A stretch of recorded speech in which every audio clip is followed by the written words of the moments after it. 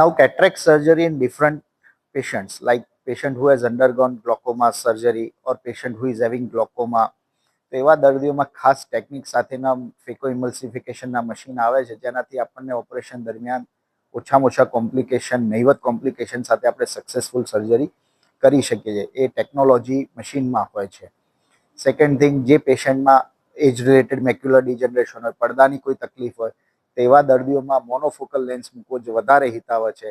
મલ્ટીફોકલ lens મૂકવાથી એમાં contrast અને શાર્પનેસ થોડું ઓછું થતું હોય છે. સાથે સાથે ડાયાબિટીક પેશન્ટ જો લોંગ સ્ટેન્ડિંગ હોય, પડદામાં અસર થતી હોય, તેવા દર્દીઓમાં પણ મોનોફોકલ લેન્સ આઈડિયલી મૂકવો જોઈએ. મલ્ટીફોકલ લેન્સ કરવાથી એમાં પણ કોન્ટ્રાસ્ટ અને શાર્પનેસ ઓછું થાય છે. લાંબા ગાળે પડદાની સર્જરી આવે ત્યારે પણ ઘણી વખત જો મલ્ટીફોકલ લેન્સ મૂકેલો હોય તો પડદાના ડૉક્ટરને થોડી તકલીફ પડતી હોય છે. સો પેશન્ટને હિતમાં રાખીને દરેક નિર્ણય આપણે ત્યાં લેવાતા હોય છે.